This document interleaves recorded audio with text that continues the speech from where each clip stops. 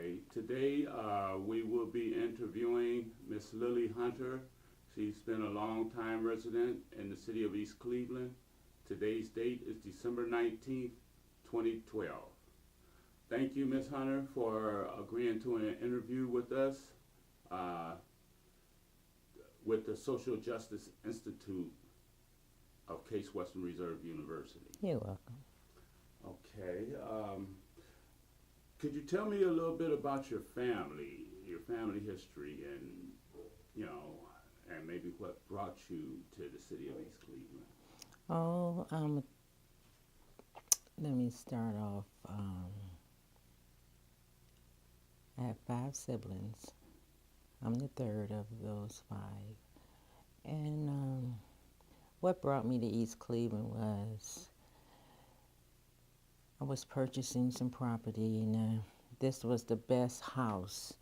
All the other homes that I looked at when I was beginning to purchase was not good, up to my standards. But this house was real nice, and I've been in East Cleveland a lot. I had friends in East Cleveland a lot, so I just figure, what's wrong with East Cleveland? Let me try it, because I've always been in Cleveland.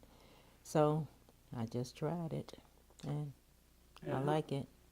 and how many years ago was that? 25, 25 years ago.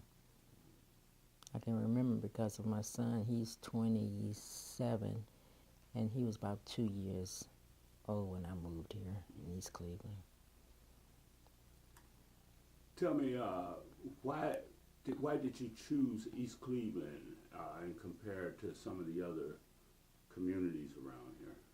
Well, because I felt that East Cleveland was a good area to move in at that time. Um, and as I said, because of the house. And when I eventually moved in, the street, it was real quiet. The children were growing up. My children were growing up. And, everybody was almost like a community, neighbors. And Okay, do your siblings live in East Cleveland also? no, my siblings, they're out of town. They Oh, live in other states. My daughter, she's in Atlanta. And my son is in Fairborn, Ohio. mhm, hmm Living is a little different now than it was back in the day as when they were growing up. You grow and you go. yeah. You know. hmm They did go to the East Cleveland school system. No, they didn't. Oh, No, my daughter went to a private school, and my son, he started off at a private school, but he ended up in Cleveland Public School. how did you feel about the school system in East Cleveland? I don't know because You I know, didn't have any children going there. Well, wait a minute. My son did start off in the 7th grade. Yes, he did. Yes, he did. My son went to school in East Cleveland, excuse me. Yeah, because, he went to a private school. He wasn't doing what he was supposed to be doing, so I pulled him out. And he did go to Chambers. Now, Chambers was a very good school at that time. Very good. It's good now, they say. But Chambers was a good school. And then he went from Chambers to Kirk. Kirk wasn't too good for him. Wasn't good for him. And he failed the 7th grade. And I just took him out of East Cleveland schools, and I put him in Cleveland schools. so, what kind of community did you feel that East Cleveland was when you first moved in? I felt East Cleveland was a safe community. Um, I didn't know nothing about the entire East Cleveland, just Milan. And just like I said, the kids grew up together, the kids played together, and I just felt safe. I didn't have any problems with this street here. Right. Can you think back to your earliest memories of East Cleveland and tell me what life was like then? Well, my earliest memories of East Cleveland was when I was a young adult. I didn't live in East Cleveland. I had friends that lived in East Cleveland, and when we used to come to our friends' house, like, hey, you know, we gotta be we gotta drive real slow, cause you know the police in East Cleveland will pick you up. So you know we're gonna be cool till we get where we're going. You know, and that's why when I moved in East Cleveland, I felt safe because I knew at that time that I was growing up as a young adult. When we used to come in East Cleveland, you know, there was no problems. I mean, there's problems everywhere, but you know, I felt safe at that time too. You know, creeping down the street, don't drive fast. You know, yeah. Mm-hmm. Yeah, I remember those Yeah, days. yeah. I mean, it was. I be used to ask my people. I said, "How y'all live out here? You know, come on down here with us." You know, but I mean, you know, it is what it is. But yeah, I felt safe then, and when I moved, when I brought the house here on my land, I felt safe too. Mm-hmm. So there has been some changes. What do you feel about the changes as far as the safety in the city is at this point? Well, it's scary, but I don't know. I don't feel as safe. The only way I do feel safe is because of my neighbors. You know, they look out for me. We look out for each other, you know, and all except at a certain time of night. Now, if y'all late at night, you might be on your own, but during the daytime and in the evenings, you know, they're sitting out on the porch, they're watching what's going on, and if it's something's not right, they'll let you know. So I feel safe on that tip. As far as, you know, the police concerned, you know, I haven't had too many problems where I had to call the police, but the times I did call, they did come. But it's just different. It's different because of the, you know, the people. Because when I first moved in, just about everybody owned their own home. You know, it was a few renters, but now it's majority renters. And you know, people they move in 1 month, 2 months down the road they're gone. You know, like gypsies, they in and they're out. They don't want to pay rent and they get put out. You know, they tearing up their. You know, you can tell the difference between the homeowners and the renters.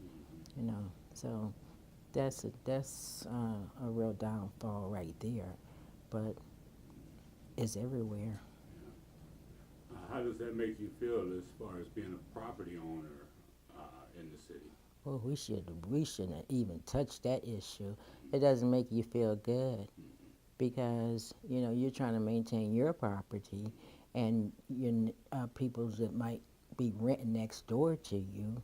You know they're not maintaining theirs. But I never had that problem. You know, but now being a homeowner, it's not like who's living next to you because majority of the time with this foreclosures going on, all these condemned houses and people just breaking into the houses and destroying the homes and everything like that. Now when you have a home like that sitting next to yours, that's terrible. That's very terrible. Do you have one like that next to you now? Oh yes, I do. I have a home next to me that's getting ready to fall down any second, and I've been trying to get help for the last 2 years to get it, you know, torn down, and I'm having a problem with it, a real serious problem.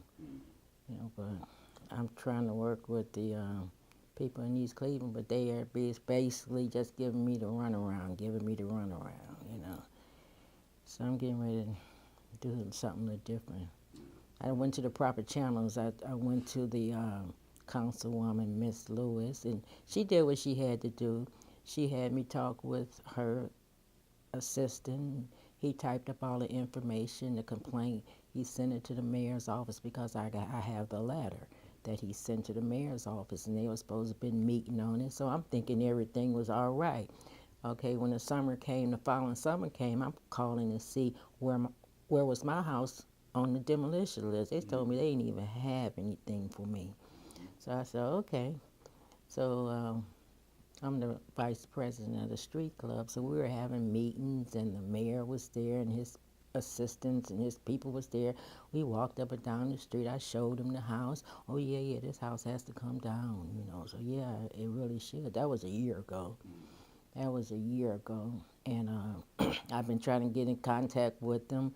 So finally, I just took pictures of the house. I took it over there, talked with the people. They said, well, we're going to put you on the list. We're going to put you on the list. A guy even called me Mr. Smedley called me and told me that they were going to put me on the emergency demolition list. And this was October 31st. And November 31st came, nobody called me. I mean, they could have even called me and told me, well, they're not going to postpone it, but, we have another date for you. Nobody ever called. So when I finally went up there, right about now today, they're still giving me the runaround. So, I don't know. I'll get some closure on it very soon because it's getting worse and worse. When we had that storm, when Sandy came through, when the rain, that really took the house down to another level. It tore, my mom, she's a dementia patient. She's 84 years old. She was walking up and down the driveway, to get some exercise where she couldn't because things was falling off the house. And I didn't want her to be injured, I can't even pull up in my driveway. I have to park on the street because I don't know when it might fall, and I don't want to be stuck in here. So how long exactly have you been working on getting this house torn down? at least 2 years. Okay. This is the second year. What are your fondest memories of East Cleveland? My fondest memories of East Cleveland, I'm telling you, when I was young, when I was coming over here, going to parties and different things like that. But no, I have some fond memories. When just to watch my children grow up in East Cleveland. That's when things were, there's more homeowners and the streets were more family oriented. Right, and you feel more safe. But I love the rapid though. I love me some rapid. The rapid is great, it can get you everywhere you want to go. You can walk to the rapids, yeah. Mm-hmm. That's one of the great assets. Right, of this area. right, exactly. Do you park down there and catch the rapids sometimes? I walk. Okay. Oh, you just walk down. Okay. I don't do it every day, but when I do catch the rapid, I walk down. In what ways has the city changed over time, and what do you think contributed to those changes? It changed, like I said, about, the street was homeowners. Section 8 came out. Section 8 renters came out. That was one thing. And I'm not saying all of them, but that was one thing. I know the city lost a lot of funds and, monies was, how the monies disappear or monies was stolen, however you want to say it. And, the loss of the police force, that affected a lot of things. And then this foreclosure hit it, So, and not only here in East Cleveland, but, jobs. People lost their jobs. And they had no way to make it. So what did they start doing but breaking in, stealing, and different things like that. So, that'd take any city down. What do you feel about the way the city government is run and has been run over the years you've been staying here? I think it's all favoritism. Because in my situation, now they're tearing all these houses down, just like the house across the street where the tree fell on it. That house across the street where the tree fell on it is not as bad as the house that's next to me, But when I went and talked with the guy about it, the first thing he said, do you live next door to where the tree fell on the house? No. And I talked to him several times. I took pictures over there and showed to him. He should know where I live at, but I know he probably does a lot of things, but I went over there and talked to him. This is about my third time talking to him. So, and the way I look at it, it's a lot of favoritism. I didn't tell him I was the vice president because I wanted him to look at me as a resident, like everybody else, anybody else. But I think if you hold a title or they think something great about you, then whatever you come in here and ask for, you can get it. But that's not fair because you have people out here that need things, and just because you might not know them or know anything about them, they don't get nothing. They get the old back in the barrel. So to me, it's nothing but favoritism because I'm quite sure they can park in their driveway. They don't have no problems. I can't. And winter getting ready to come, so you're going to tell me I got to sit my car on the street all winter. So as far as I'm concerned, it's favoritism. And, I can't say it was always like that because I've never basically dealt with East Cleveland. I'm a Cleveland resident, so I always hang around in Cleveland now. But now I'm dealing with them more than I ever have for these 25 years. But in the way you see it, you like, I don't even want no parts of that. It is sort of like make you, step back. I'm not going to step back right now because right about now, nobody's buying houses. It's not like I can sell and go. And I have to stay here and maintain. So that's what I'm going to do. Have you been to any of the city council meetings? A few, not many. What do you think about those? Same thing. I've only been to maybe 2 or 3. I think they show it on TV. Well, I don't have East Cleveland cable as well. Because I had it before, but on that channel, it seemed like they ain't do nothing but fight and argue and fuss. And I mean, Lord Jesus, I'm not looking at that, When I did have East Cleveland cable, everybody was jumping on each other. I'm like, oh, Lord Jesus, why did she say that? I was like, no, they didn't say that. It was just crazy. So I stopped watching that. And these are your elected officials? Yeah, exactly. That's who they show. Okay, how has race impacted you personally, and how has it impacted the city of East Cleveland? Race?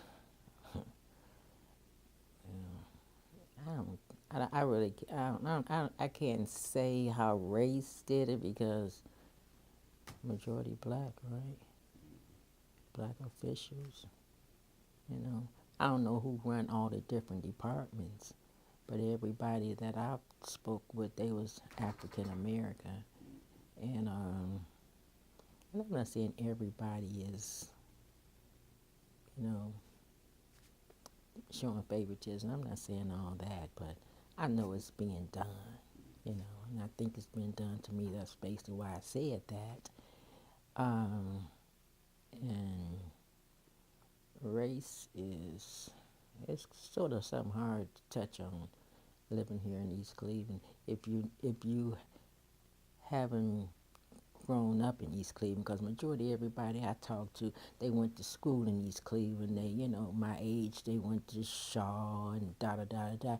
And they, they can tell me more about basically what's going on. And I just listen to those conversations because I don't know about going to the high schools out here or what's going on. We had, in the last 25 years, I know we had many mayors, and I think all the mayors that we had from my 25 years, they was African American.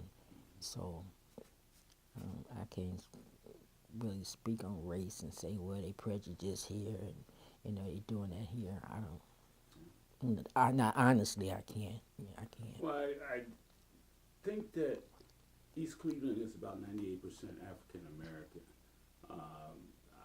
What do you think about people moving into the city to make it more diverse? That'd be great. Where would they move? They sure won't be coming down on this side. There's 2 sides of East Cleveland now, Okay.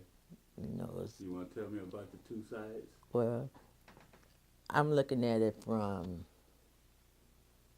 maybe Euclid back, and back is coming, to Milan in these 1st, 2nd, or 3rd Street back. But Euclid up the hill. Okay. Oh, yeah. So there's a difference in the hill and the lower part of East Cleveland. Right, exactly. With the streets, with snow. You know, I guess they don't clean the streets no more. I imagine that's something that was cut out. I don't know if they're doing it up there or not. But snow plowing or getting the streets, because this street, I've never known this street to be, what's those things that be on the road, on the street, those brick things? I've never known them to be repaired. Or the curve. Yeah, the curb, Yeah. curb, and those curves. I've never known nothing like that. Well, and then when they do come out, they patch up the street. But how long do patches last? We never had a street paved here on Maitland. Never. For the last 25 years, let me say that. But you think they get better services up on the hill? And when we talk about the hill, we're talking about like up Forest Hill, Over on there, the other side of Terrace. all that up there where the mayor live, all where all the folks live, they can park in their own driveway. They don't care about whether or not I park in mine or not. How has inequality impacted you personally, and how has it impacted the city of East Cleveland? Quality for East Cleveland. Inequality. Inequality. Well, it hasn't impacted me at all. But about others, but I don't think it has. I have no impact. But you look at different things. I guess they're trying, and I'm not. They are trying because they have different things that's going on in East Cleveland, and by me not being involved, I don't know. But like that building, the building of new homes on Hayden, that's beneficial because it makes the street it makes the street look better. When you pass by, you see homes and stuff instead of seeing vacant lots and stuff, like if that's what you're speaking about. That helps the quality of East Cleveland, I feel. Well, I guess one of the things I'm talking about is when the county gets money, and they spend it in certain areas around here, do you feel like East Cleveland is getting its fair share of the finances that comes into Northeast Ohio? Well, the couple of meetings that I went to when the mayor spoke about it, he was speaking about getting monies and the different things that he was going to do with the monies. So I don't know if they're getting their fair share of it, but I know they're getting some. Some things are coming in this direction. Yeah. Can you recollect a memory or instance when the community fought for something? Let me see.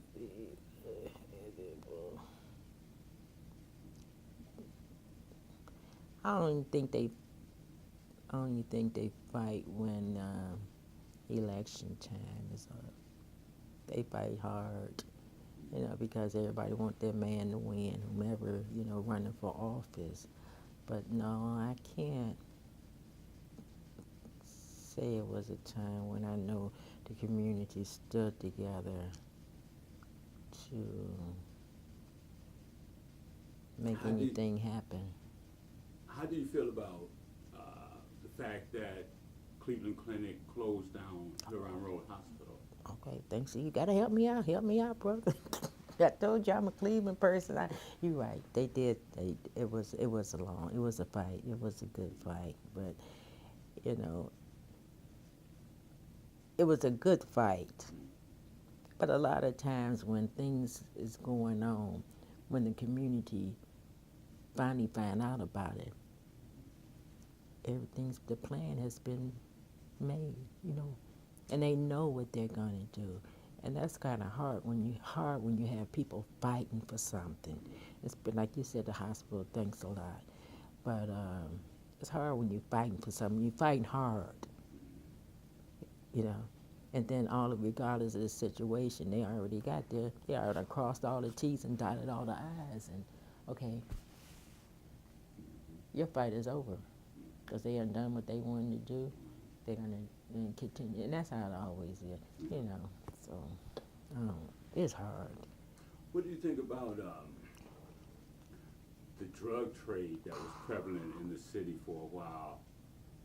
Have you seen any changes lately? Was a little, just a tad bit better because in the beginning of time when they were doing the drugs, they would like selling them in the streets, you know. Uh, Matter of fact, you couldn't even drive up and down the street because they was busy dealing, you know, drugs. And then when they uh, sort of changed their little image and they started, well, selling it out the houses, you know, and you know, like down here, we had an incident. I mean, a real serious incident that happened, and it really happened to the fact that you know I worked in my yard. I work in my yard, and you know I try to keep my house up, and you know my neighbors, you know, were selling drugs, and a lot of people that was they were young people too. They were young boys, and a lot of them they didn't even live in East Cleveland. They was just visiting, and they figured this was a hot spot. And that's when a lot of people started moving off the streets and everything like that. So whenever there was a vacant house, that's where the drug people will, you know, linger and you know, sell their drugs. And I'm trying to figure out who was the mayor at this time. But he sort of did pretty good about cleaning up the drugs off the streets. Amwa, what was his name? Anawa? Yeah, he did pretty good about cleaning the drugs off the street. We had a neighbor that videoed the couple drug deals, and you know they were able to. They took the boys and locked them up, put them in jail. You know, so by that time, you know, they ain't had no money to get out of jail, so they took their little drug thing and they took it inside of the houses instead of being out on the street selling them. You know, drugs are really rapid for a minute, but I'm quite sure they're still rapid, but they're not in the street as much as they were. It had been about 15 years ago. Mm-hmm. Do you think that impacted the city in a really bad way? I mean, the changes that you think that's helping us now? What about them selling on the inside? Or by it not being as prevalent as it was? Because they still selling it. They still selling it. It's not. It's just, they just on the It's not inside. gone. It's, No, yeah. no. It's just not as visible as it was before. Okay. Because, like I said, the people when they from the renters' houses, like the people who come in, they know what they're gonna do. When they know they drug dealers when they, you know, moved in. So they come in and they deal their drugs and then they move out. So it's still going on. It's just not as open Right, as it was. right. Until they find out, oh, look at all these cars parked in front of this house. Look at this traffic rolling like that. Because you don't know who's moving next door to you. You know, you don't think a drug dealer moving next door to you at least. So that's what it is. Drugs is going to be here forever. Yeah, but do you think the city is doing its part to shut it down? Or doing the best job that they can do? They're doing the best job that they can do.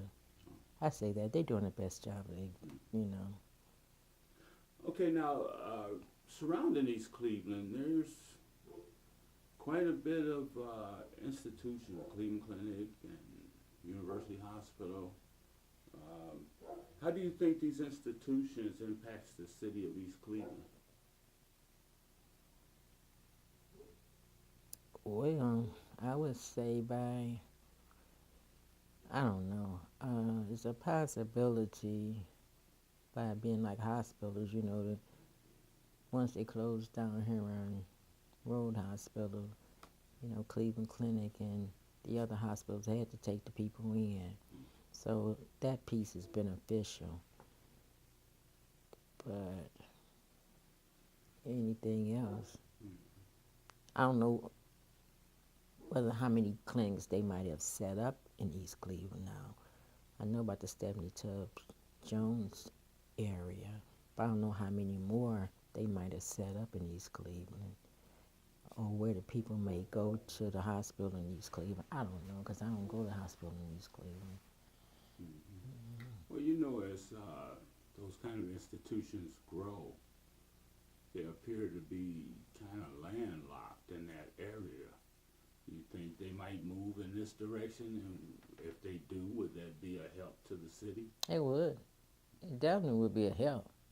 It definitely can't hurt it. Just like when they took the trauma center and moved it way out, you know. You fought for that, but it still was gone. Yeah. It would help. It would definitely help. Anything they move in East Cleveland legally can help.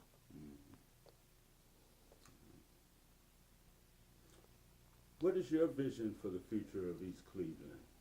And tell me about the major issues that need addressing in order to better this community. My vision for East Cleveland is having a safe community, a healthy community. You know, when I say healthy, you know, like they have in these community gardens, which I feel is great. You know, but what are they doing with the, you know, with it? But, you know, in the education for our children, I vision that to be something that's will help the city of East Cleveland, because if we can educate our children, then maybe, you know, things will be better. You know, we can't just think we can just send our children into schools and they're going to do something, because we as parents are the first teachers. And if we cannot work with our children at home, you know, that's a problem. But the vision for me is safe communities, healthy communities, and the education of our children. And what are you prepared to do to participate in making East Cleveland a better city? Right about now, you know, whatever I can do. I'm trying to say I can help if I can, but right about now it's kind of difficult for me, because I'm involved in a lot of things, but not here in East Cleveland. Mostly in Cleveland. The only thing I'm involved in East Cleveland is, you know, the street club. Yeah, I participate in there. I go to meetings and, you know, in the street club and stuff like that. But my everything I do basically is in Cleveland, you know. So I don't know what I can say I can do in East Cleveland to make it better, but, and I'm not saying I won't, but the time hasn't presented itself as of yet. Okay. Well, is there anything that you would like to add to the interview? Well, I'm just happy to live in East Cleveland. I like East Cleveland, you know. Even though I don't participate in a lot of things, even though I don't know a lot of things that's going on, it's been good to me, you know. I haven't had any serious problems, you know. Neighborly problems, that's one thing, but a serious problem I haven't had. So I do feel safe in East Cleveland. I do, I really do. It's not all bad, you know.